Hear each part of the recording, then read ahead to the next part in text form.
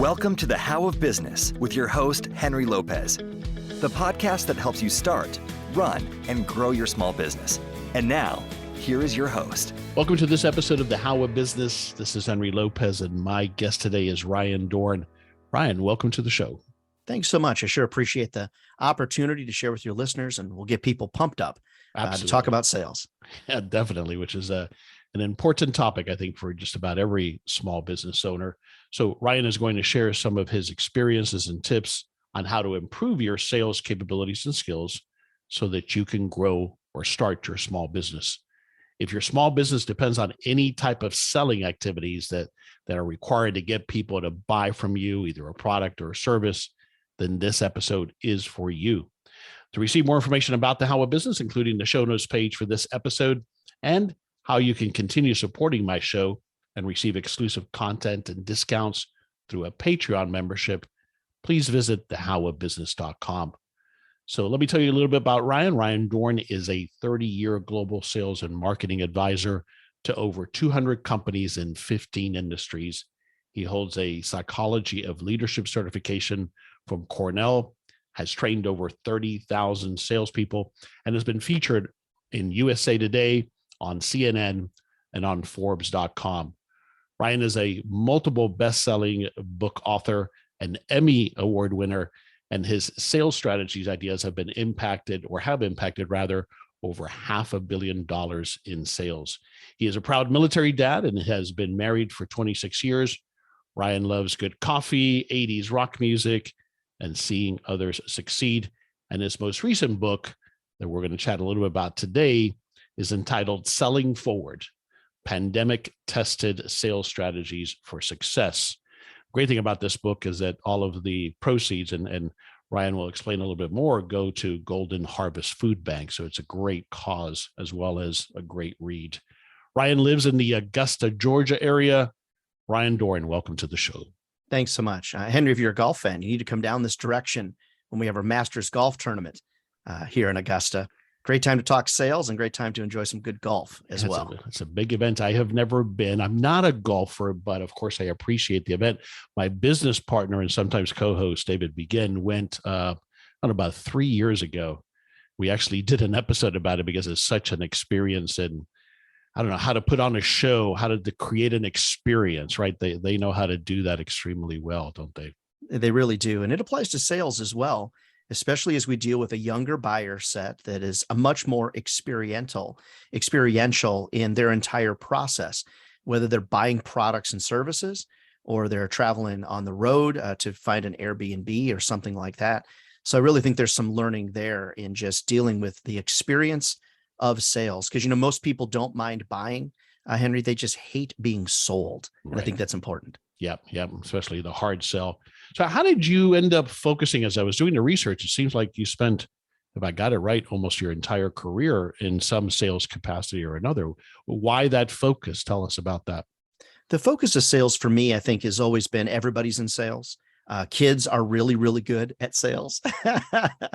And so the sales, I just always enjoyed the opportunity to work with people, to help people.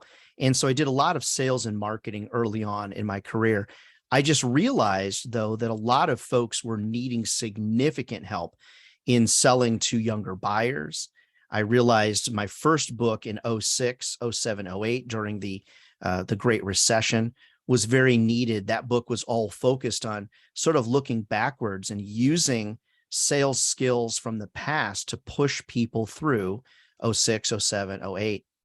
As the pandemic really came down upon us, and then some economic uncertainty now after, my clients were asking me, are you going to write a different book? Because things are different now, and they definitely are. And so, my sales career all the way through many different industries has really led me back to sort of one foundational point, and that is I've always enjoyed helping people. And salespeople that are helpers, salespeople that are advisors, those are the people that are quite successful out there today. So I think it all goes back to me and my entire career of the enjoyment of helping people. And I'm really proud of the fact that I really believe today my calling is to help folks. And that's why I'm so happy to be chatting with you today. Interesting. What was the first product or service that you sold at the beginning of your sales career? I spent a lot of time marketing in the media business. So one of the hardest things that I ever had to sell is advertising, because really you're selling an idea of something hopefully that will come true. If you are selling a pool table, a pool, landscaping design, whatever, you've kind of got an object or a tangible something to potentially sell. Yeah, and the buyer gets somewhat immediate gratification, right? They do. And so selling, I always kind of joke, and I mentioned in my Selling Forward book, that if you can sell advertising, you can sell anything, because you're really selling vapor. And so I spent a lot of time in the media business, as I still do today. But if you can sell a newspaper ad to somebody in today's environment, I think you can sell anything out there. Yeah. So the book again is Selling Forward, Pandemic Tested Sales Strategies for Success. You just shared what led you to writing it, and who is it ideally for? Well, I really believe it's for anybody that says to themselves, I'm stuck. I'm stuck in sales, or I'm not good enough to be competitive in the sales business. And it's important for us all to recognize that, if we're being honest, everybody's in sales on a daily basis. So what do we need to do to be better, to get further faster in, if you will, sort of a post-pandemic, economically uncertain time? Little did I realize coming out of the main pandemic that we'd fall into, because I don't think any of us hoped that we'd have any type of economic uncertainty. We're just dealing with a large group of people now that have to be sold differently. And unfortunately, there's a lot of strategies from the 80s and the 90s, even the early 2000s, that people are using now. And unfortunately, they're not resonating well. So I really wrote the book for people that want to change and they want to do better. So I'm liking to see people go from good to great, people that are stuck and not knowing what they're doing to get kind of unstuck, and to reaffirm with people that more than likely, if you're a nice person, you probably could be pretty good at sales, because you don't have to be sort of that quote unquote used car salesman mentality. You don't have to be like that. You don't have to be slick to sell. And I'm not disparaging used car folks, by the way. My uncle's been doing that for 40 years. He's quite successful. I'm just trying to help people understand you don't have to be a salesperson to be a good salesperson, be a great service provider. I think that what people get hung up on as you're sharing is they think that sales has to be about manipulation, about getting people to buy something they really don't want or need. And that's certainly that exists. But by and large, that's not what we have to do to sell, to share with someone the value of what we have to offer. Indeed. And I think that the more I was going to actually title the book, The Less You Sell, the More You Sell. Now, Henry, I know you get what I'm saying. I know your listeners get what I'm saying. The less you sell somebody, typically the more you'll get back out of it. I just thought that it probably wouldn't be that great of a title, like sell less to sell more, Right. But we'll come back to that as well, though, Ryan, because I absolutely agree with you. However, we do need to get the sale, right? And so that we do have to actually ask people for the business. But before I go there, you've been mentioned a couple of times those tactics that don't work anymore in these times. Can you share with me an example of two of what you're talking about there? Well, because I'm happy to, because people can research so much online, they are far down the buyer's journey. They're further down the buyer's journey than they ever have been before in history. Now, I'm old enough to remember when, I'm old enough to remember when the fax machine came to office, and I remember hearing songs on 8-track tape, but I'm not that old, but I remember a lot of that stuff. I also remember, though, the hard sell, and people that would, for lack of a better term, get to the end of that sale and really put somebody in a vice to make a decision. Now more than ever before, people are too well researched for you as a salesperson to put them in that kind of vice. They're going to be so far down the buyer's journey. Back in the day, you had to meet with a salesperson to learn about a product or service. Now people are going to be 40, 50, 60% of the way to their decision before they meet with a salesperson. So we have to make sure that everything we do is under the premise of buyers buy when they're ready to buy, not when you are ready to sell. Mm-hmm. And so this sort of deadline oriented sale or hard pressure sale or Hey, Henry, what you thought about today? Somebody else thought about yesterday. Those types of strategies, when you try to deploy those and use them, some of these younger buyers will just laugh at you. And they look at someone like me, and they might say in their mind, come on, old man, you're better than that. Mhm. And they want you to be better. So I think one of the biggest shifts that I've noticed is, as I mentioned earlier, is moving to more of that helpful mode. How can I help you today? How can I be of most help to you? How can I save you money? How can I save you time? How can I help reduce your input to get the maximum output that's here? Thinking of yourself as an advisor more than a salesperson. I'm going to advise you on which washing machine to buy today. I'm going to advise you on which interior designer you should choose. I'm going to advise you on what medical device or which insurance plan. I'm not here to sell you anything. And then the last thing I'll share is the whole idea behind the first rule in sales, according to many, is the first yes is always a no. That's a fallacy. It's incorrect. And people need to stop thinking that way. There's a lot of reasons why. One of the biggest ones is a no doesn't mean a no forever. It just means a no, not right now. And you maybe can sell them at another time. The other thing is people are so well researched. When they say no, a lot of times they really do mean no. And when your sales fangs come out, now you've lost a customer for a lifetime. Mhm. Recognizing that when somebody says no, they have a reason that they've said no. Work with them on that. We've got some skills there, but just recognize that in today's world, most of the time a no means no. And we've got to learn how to work around that in an ethical, humble, and kind way. Because the last thing we want someone to do is ghost us. And if they say no to us and our sales fangs come out, we're done. We're never going to sell them anything. And I think You talk about you've shared a stat that in your findings over 70% of buyers are making decisions emotionally right now. And I don't know if you're saying that post pandemic you're seeing more of that. What do you mean by that they're making decisions emotionally? it's a great conversation. I'm glad you asked. Before the pandemic, we noticed from our research here at my company that 50 some odd percent of people were making decisions based on logic, facts, and stats. 40 some odd percent of people were making decisions kind of how they felt about a product or a service.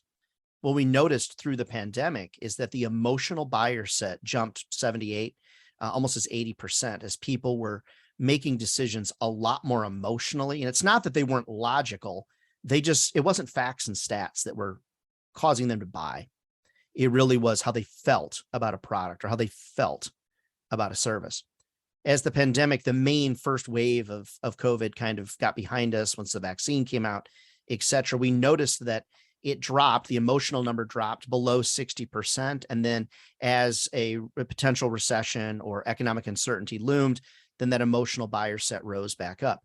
So here's how easy it is to explain. Most salespeople sell the way that they want to be sold. So let's just say, Henry, that you're an individual when you're buying a car. It's not about how the car looks or how the car makes you feel as much as it is miles per gallon or something along those lines. That's a logical buyer mindset. There's nothing wrong with that. Many people are like that. I would be opposite to that. I'm not concerned about the miles per gallon. How do I look in this car? How does it make me feel? So emotional buyers are people that are not always sold solely on facts and data. They're sold on past success stories. They're sold by you mentioning how much you love your customers. They're sold by the relationship or how they feel in the process. Logical buyers, they want to be treated well, but they're more concerned about facts and data and stats. Unfortunately, the vast majority of salespeople out there are logical buyers, so they're logical sellers. So because of that, currently during economic uncertainty climate land out here that we're living in, we have a lot of emotional people being sold by logical salespeople. So we're a mismatch for those folks. So we've got to learn to do more with storytelling. We've got to learn more to do more with doing great examples of others that have come before them that are successful, a lot more of removing risk from the equation. And you can't convince an emotional person with data. You can't. They just need to, the data is too flat. They need you to tell them a great story that they can remember and they feel related to. And I noticed that unfortunately, a lot of my selling clients, my coaching clients, they're very logical. So unfortunately, they're a mismatch and we've got to work on it. Yeah. And so is that in part, Ryan, because buyers, generally speaking, now are coming to the opportunity with a lot more emotion, a lot more uncertainty, a lot more fear.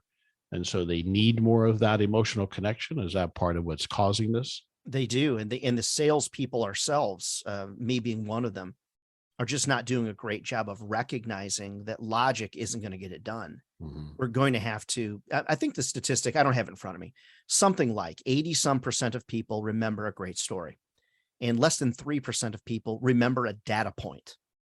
Yet most of the sales decks, Henry, that we would see are going to be filled with data, facts, and stats. And what most people want to know is this: how much is it?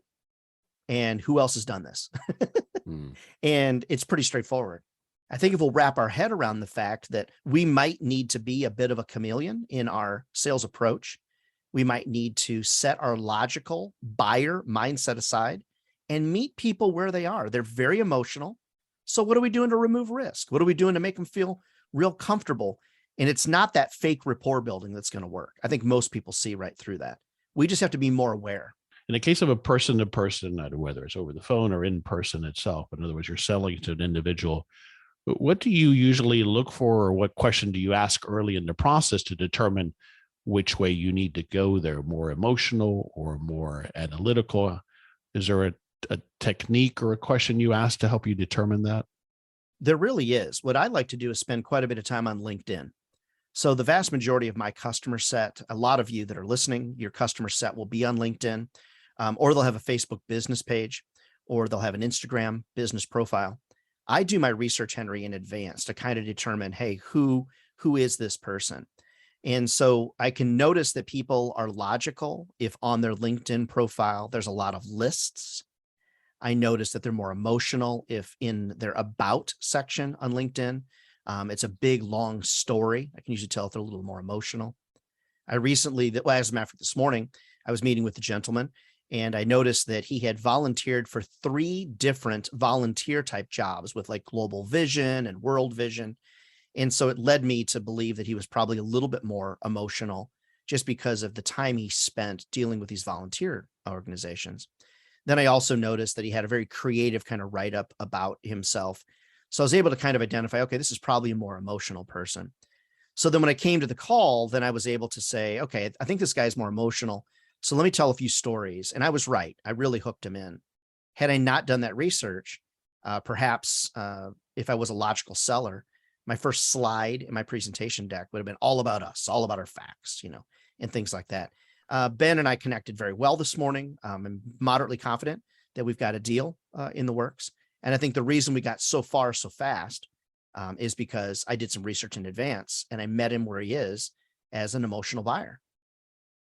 If I don't have that opportunity to have researched them for whatever combination of reasons, for example, I mentioned before we started recording, one of the businesses that I'm involved in, people will come in for a tour of the facilities.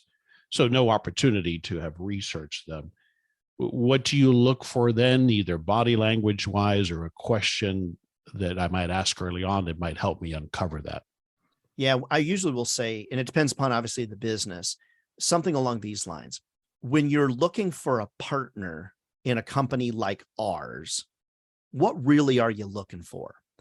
Or if we work together on this project, if you buy this software from me, or you move into this adult living facility, or you move your parents into this adult living facility, what's the perfect outcome for you? What does that outcome actually look like? And I think either one of those questions, how do you judge, or how do you make a decision to partner with us? Any one of those questions will lead you to an understanding of kind of who they are. Mm-hmm. If their answer is data-driven, is really numerical, is fact-based, is very, very data-driven, you'll know who you have. Yeah. If they begin to tell a story, you normally have an emotional person that's there.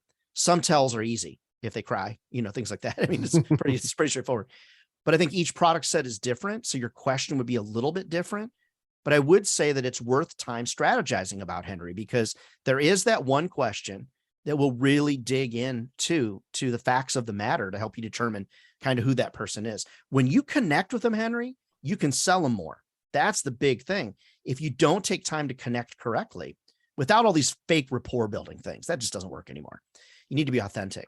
When you connect with them more deeply, build some quick trust with them, you always get further faster. And that's what I'm all about. Mm-hmm. So you've been touching on it, but tell me a little bit more about what you mean by relationship selling. That's not a new term for any of us who have been in sales, but what has changed about it, and how do you define it today? What is relationship selling? Relationship selling used to be build the relationship, then sell to somebody. And now what I found is that there's a large group of buyers out there that really, it's not that they don't want to ever have a relationship with you. They just don't need a relationship in order to buy from you. So a lot of the techniques of rapport building haven't gone by the wayside, but they just have changed. Now the relationship piece typically comes post-sale. So to buy something today, not everything, but a lot of different things, whether it's a widget, whatever it is, a lot of that used to be build the relationship, then sell. Unfortunately, most folks don't necessarily want or need more friends. They're interested in your, but it's in also your product. because, as you had articulated, by the time they come to us, they've gotten a lot of that education that in the past they depended on a salesperson to guide them through, right? Correct. So they don't need that by and large from us anymore. Right. And I think they find, Henry, it's unauthentic when people tried to build a fake relationship, so to speak, with them in advance. Right. And those, the old rapport building techniques, and there's been lots of books written about them, and the 70s are calling, they want those books back. It just doesn't resonate with a younger buyer set. And I'm not just saying millennials, because I think that's unfair. I think there's two groups of folks, younger folks and older folks. And if you don't know which group you're in the old group. Okay. So not you, Henry. I'm just talking about the listeners. No, I hear you. And you have to know what group your target buyers fall into. You really do. And it's important for us to, to change our sales game. So relationship selling isn't dead. It's just moved to the other side of the sale. So most people are like, how much is it? Who else has done it? Okay, great. Now offer them great customer service, build that relationship that will potentially last for a lifetime. So relationship selling isn't dead. It's just changed a little bit in kind of how we approach things. We've become a lot more tactical and a lot more regimented, more transactional in selling a lot of different things.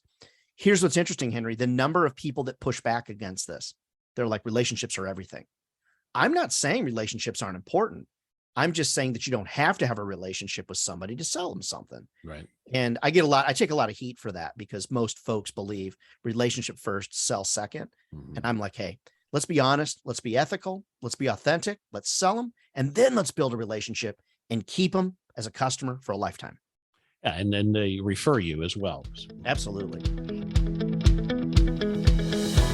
This is Henry Lopez with a brief pause to this episode to let you know that one of our sponsors and one of my favorite podcast shows, Stroke of Genius, is back for another great season.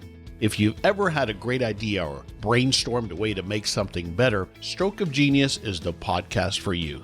Brought to you by IPO Education Foundation, Stroke of Genius identifies misconceptions about intellectual property to show the importance of IP to business and the economy. In Season 5, host and entrepreneur Raha Francis tackles questions about how patents incentivize investment in R&D, the right of musicians to sample music, the role of IP in promoting technology, sustainability, and more. Here, entrepreneurs, artists, scientists, inventors, lawyers, and other industry leaders get to the heart of what intellectual property protection means to them and why it matters. Get more information on Stroke of Genius at ipoef.org. And don't forget to subscribe and rate Stroke of Genius on Apple Podcasts or your podcast platform of choice.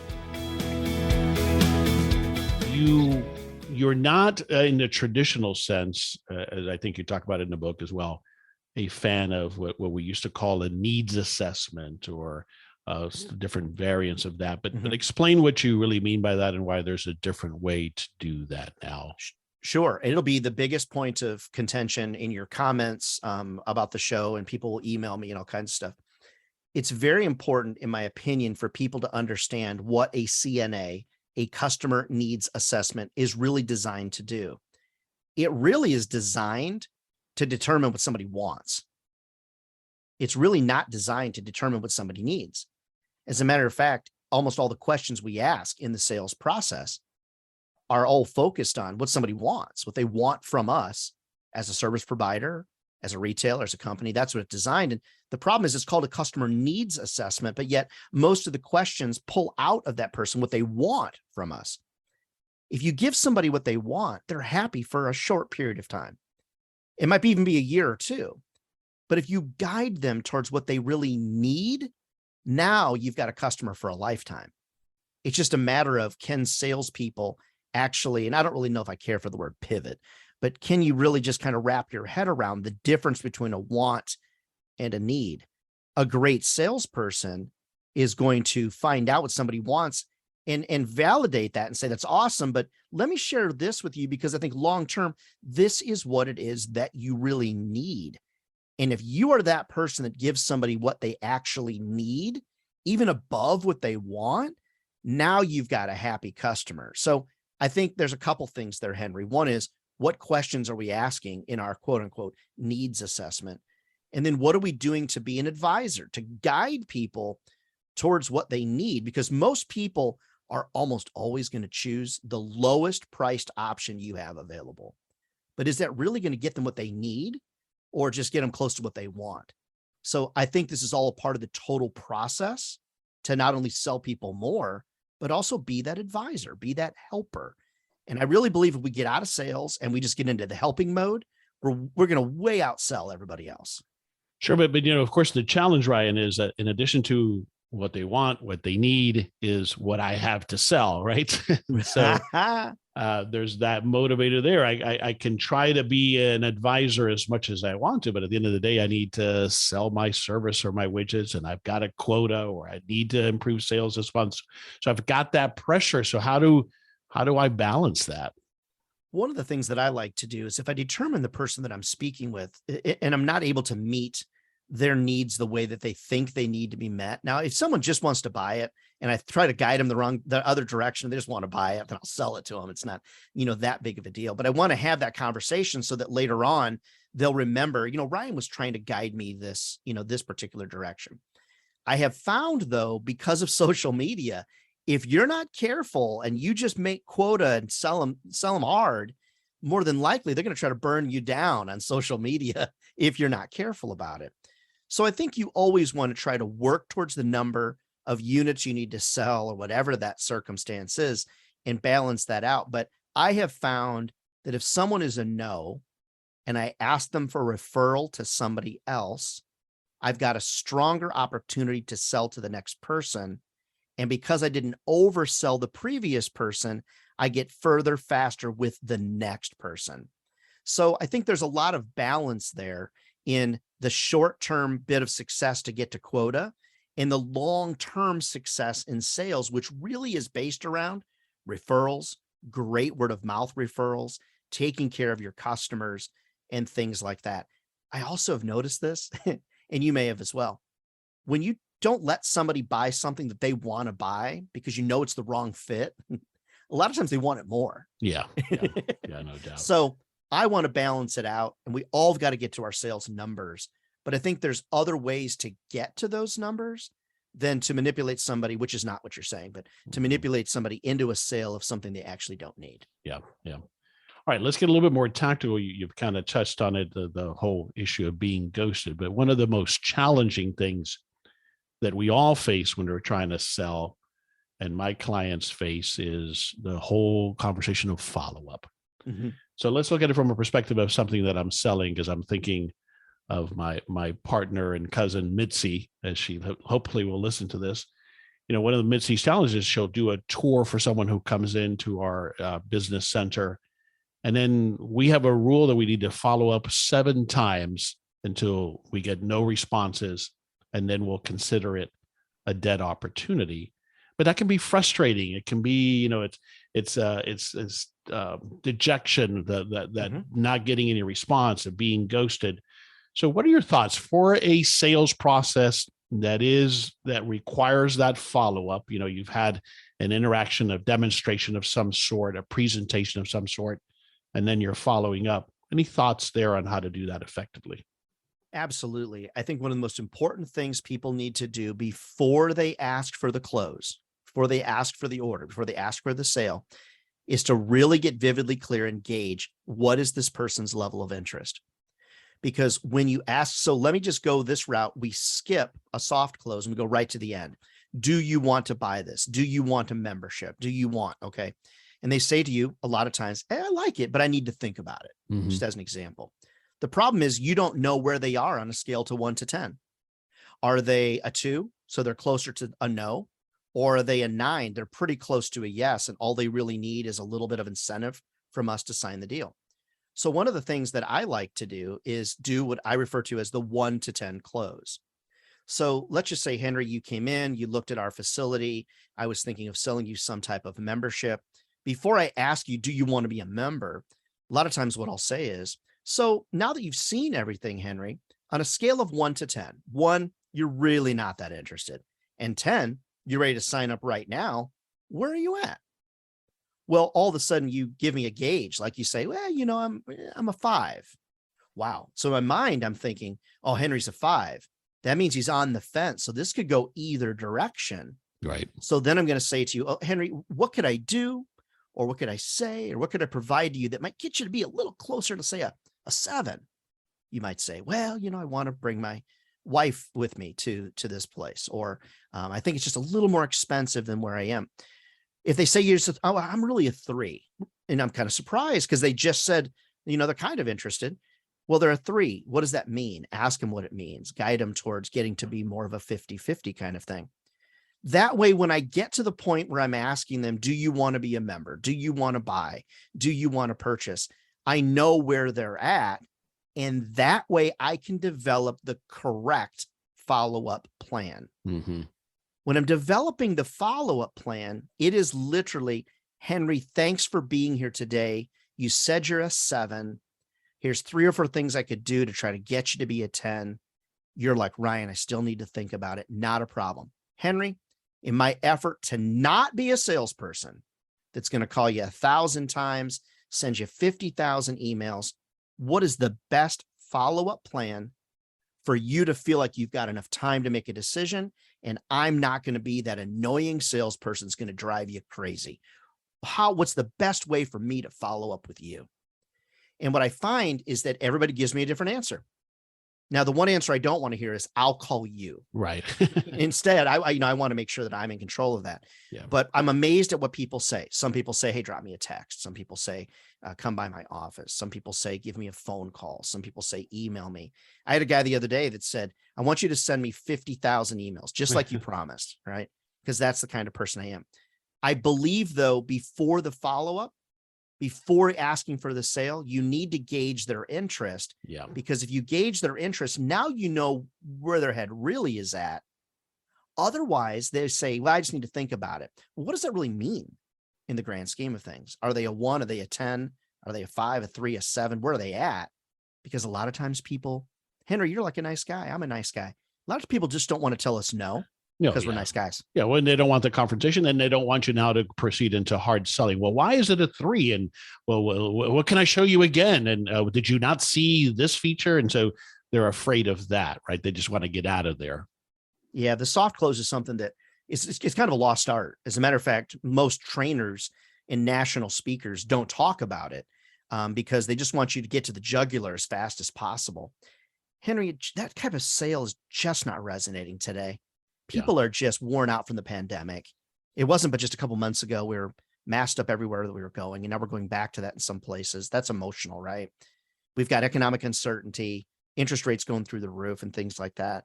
We've just got to really be understanding to people that maybe we'll get back to hardcore selling at some point, but the younger buyer set appreciates a guide, a Sherpa, an advisor, a helper. They just don't like salespeople. Yeah. And it's sad because, like, I'm a really nice guy.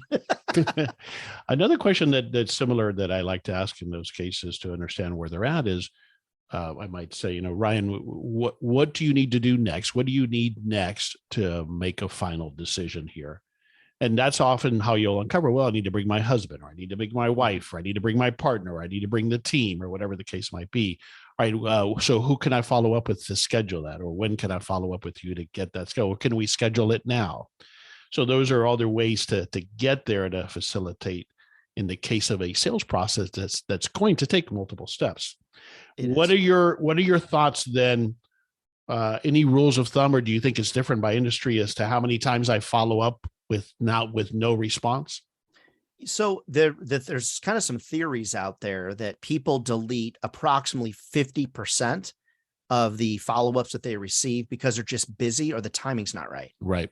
So I think we could have stats, going any direction on that. So I would hedge my bet to believe that the number of times that I'm deleted is because I didn't set a follow-up plan in place that was perfect with the customer.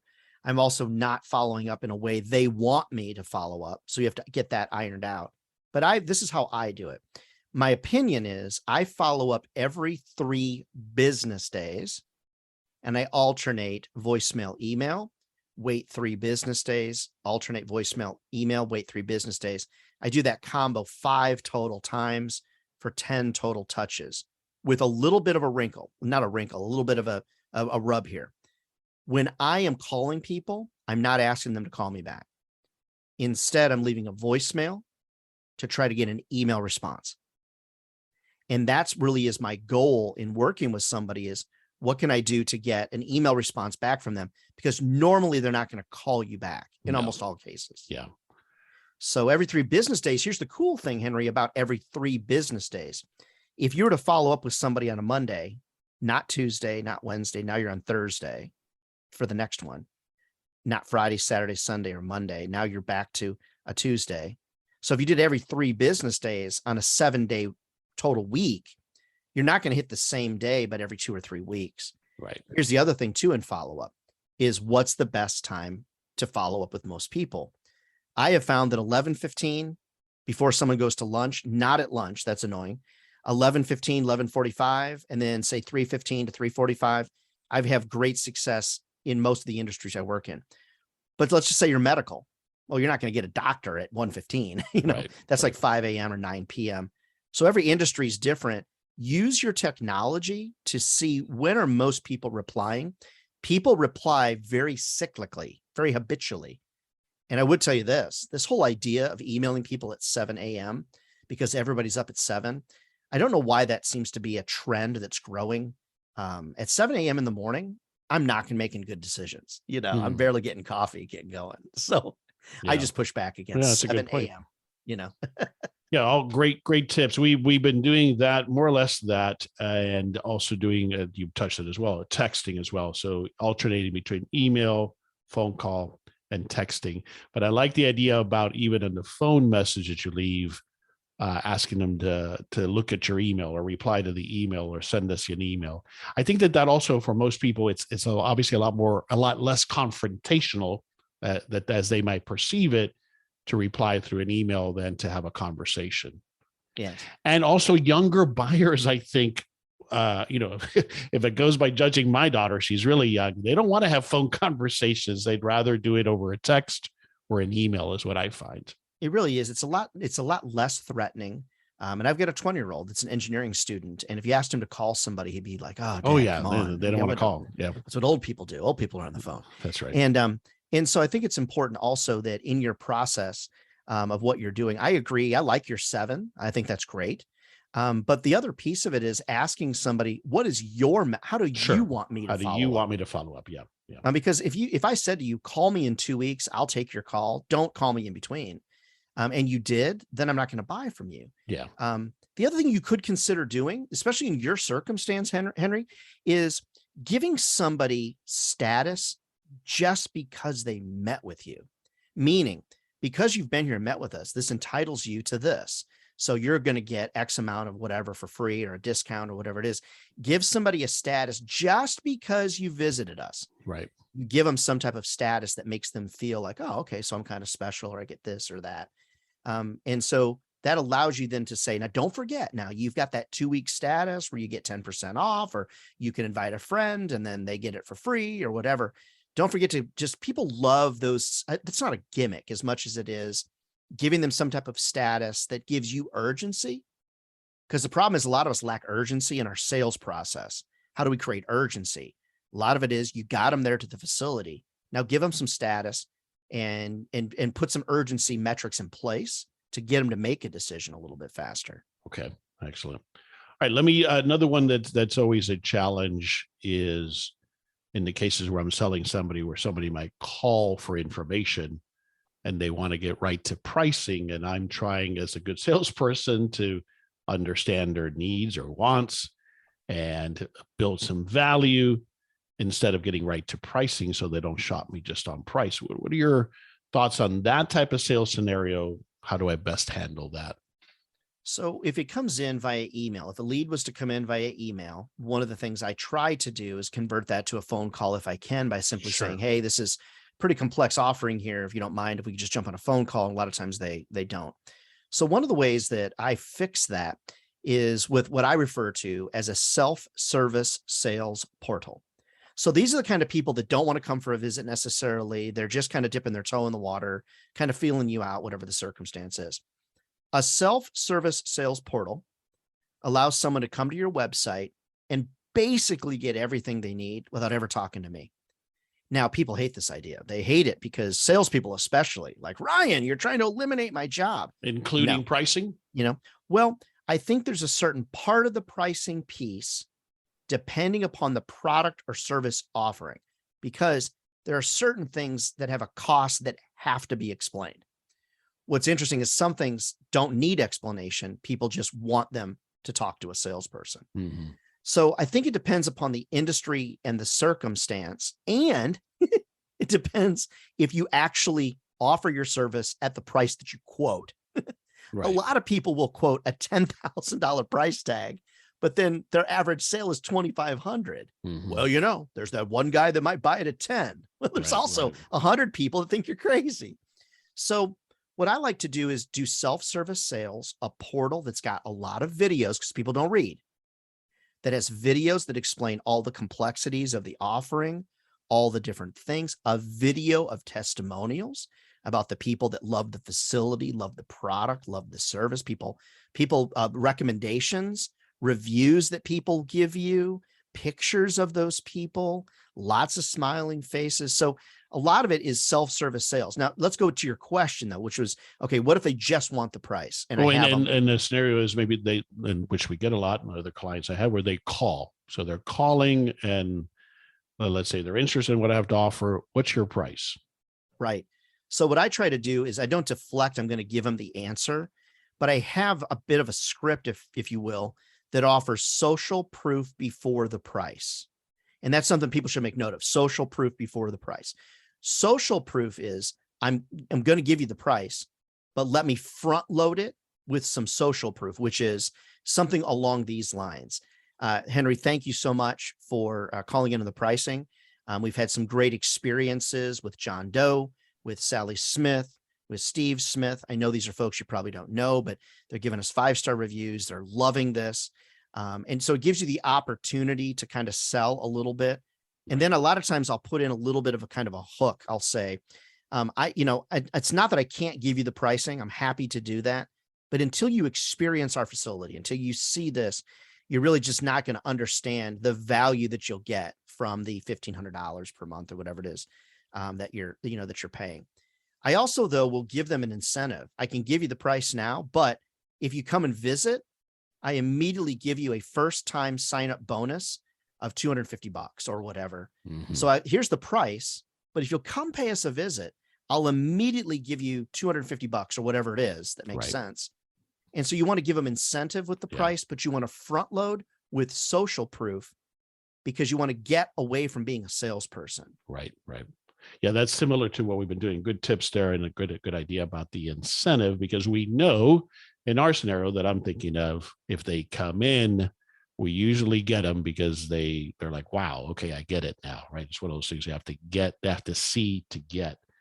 But similarly, when we do get pressed, we'll provide a range of price depending, because there is a lot of flexibility. So let me ask you, Ryan, how many employees will you have that will be coming into the office? So that's usually how, to your point, that script, we'll start asking some questions to get to a range. And that's where we try to go with answering that question. Right. That's great. And do you offer some type of incentive if they do come, did you say? I don't think that we have done that specifically. So it's a great idea. We'll share the current offer or special, but I don't know that we've tried a special incentive. So we'll think about doing that. I think that's a good idea. The special offer is excellent. A lot of people consider that to be gimmicky. It's not. It is very common for people to be expecting some type of incentive. We live in quite an incentive-driven world where people are being asked for money all the time. And if there's no incentive to join, they'll go and find somebody that does give them some type of incentive. Right. I think that's important for us not to confuse incentives with gimmicks. Right. Gimmicks are things that are hokey. Incentives are things that just make sense to propel the conversation forward. And it's not always a discount. I don't like discounting. Instead, it would be, this is what this package looks like, or this is what this plan looks like. Because I feel like a lot of transparency in pricing is, a lot of pricing is not terribly transparent, is what I meant to say. Yeah. All right. A couple of last here, quick questions, and then we'll start to wrap it up.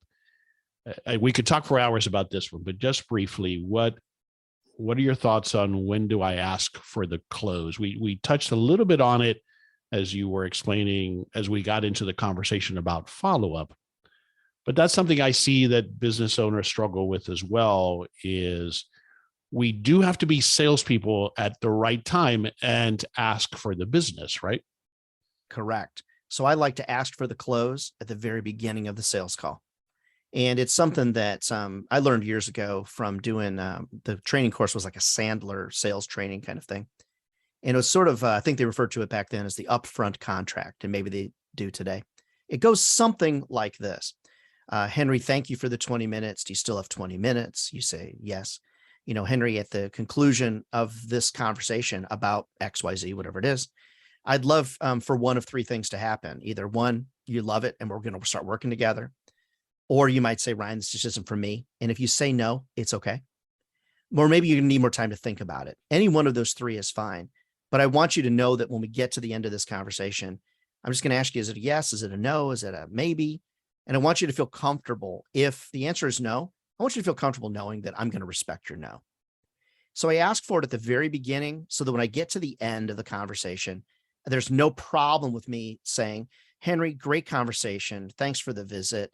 I mentioned at the very beginning, is this a yes for you? Is it a no? Do you need to think about it? Where are you at? And sometimes I'll ask that 1 to 10 close right there in that place before I get to the end. But I feel like if you set yourself up for success at the beginning of the sales call like that, you'll have no trouble asking for it at the end of the sales call. Right. It's not as awkward. You knew it was coming. You're not stressing about, oh my gosh, should I ask? They seem to like me, so maybe I don't want to pressure them. You set the tone up front as to what was going to happen here. Correct. And so I call it the building of a bologna sandwich or a solid sales sandwich. If you start the conversation with a bunch of rapport building that's generic and just doesn't make sense and is awkward, and then you get to the end of the sales call and you're like, what do I say?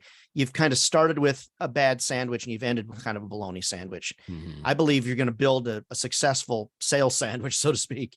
It's start with solid foundation so you can end with a solid foundation. Here's the thing, though. Most folks don't do that because a lot of, you're giving someone an opportunity to say no. Well, if the answer is no, the answer is no. It's right. I mean, I'm not going to get anywhere by trying to jump on these people and try to twist their arm. It's not going to work out long-term for me. No, and furthermore, that's the kind of sales that people who are afraid of sales dread, right? That's the manipulation that people dread. For sure. And if we just got to get out of that mode.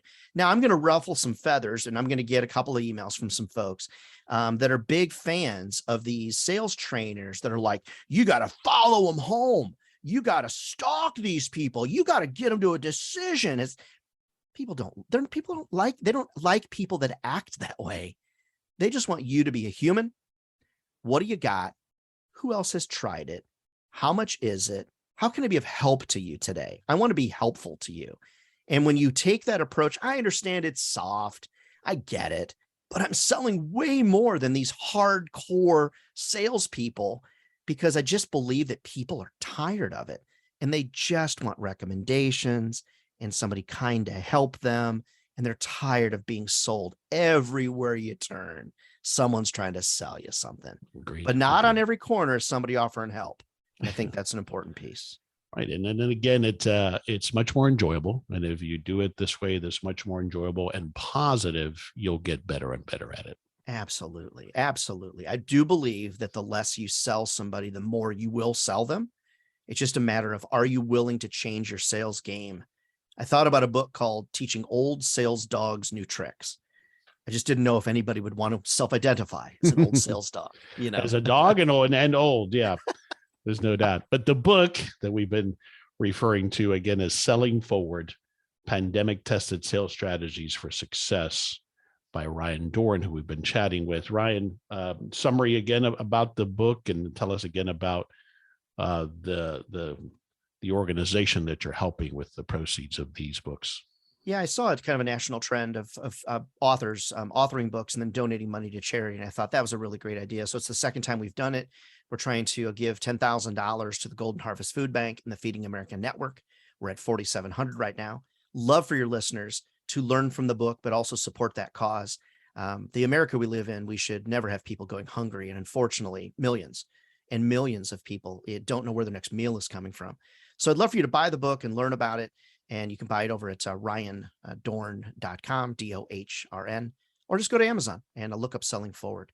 I hope it'll be helpful to a lot of people beyond the salespeople. Hopefully we'll feed a lot of families as well. Great stuff. And we'll have a link to it as well on the show notes page of this episode at thehowofbusiness.com. Ryan, we'll wrap it up with this last question. What's one thing you want to stick away from this conversation that we had about sales from that perspective of that small business owner that has to do or has to be involved to some degree, right? We're not big enough to have an entire sales organization and a VP of sales that does it for us.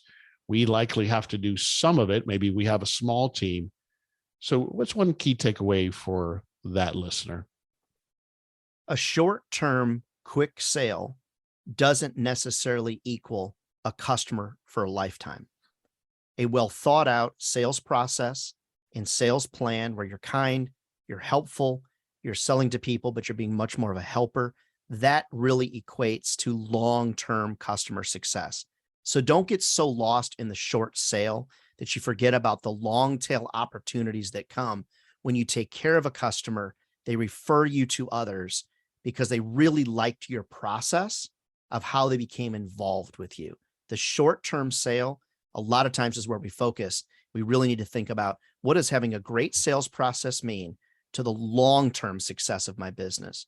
And I think that's a very important takeaway, hopefully, of people listening to your show today. And of course, your fans that listen each and every month. Yeah, great takeaway. And I think also going back to the point I had just made, that what that does for us is it makes it, generally speaking, and overall, a positive experience. And all of us can do this, even if we don't have a sales background or we don't consider ourselves quote unquote salespeople.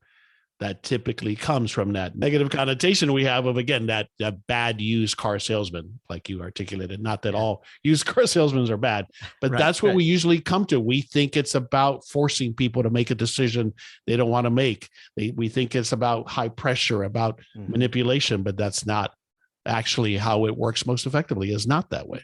It isn't. It's all about being a guide, being a Sherpa, being an advisor. And also, Henry, be sure to tell Mitzi to drop me an email and I'll make sure that she gets a copy of the book as well. That's great. She'll appreciate that. All right. Tell us again where you want us to go online to learn more. Love for folks to either go and buy the book on Amazon, or you can get it on Audible, etc., or head up to the website, ryandohrn.com. It's DOHRN, ryandohrn.com, and love to help. And thank you, Henry, for your support of what we're trying to do. Appreciate it. Thanks for being with me today. All righty. This is Henry Lopez, and thanks for joining me on this episode of The How of Business. My guest today again was Ryan Dohrn. I release new episodes every Monday morning, and you can find the show anywhere you listen to podcasts, including Apple Podcasts, Google Podcasts, Spotify, or at my website, thehowofbusiness.com. Thanks for listening. Thank you for listening to The How of Business. For more information about our coaching programs, online courses, show notes pages, links, and other resources, please visit thehowofbusiness.com.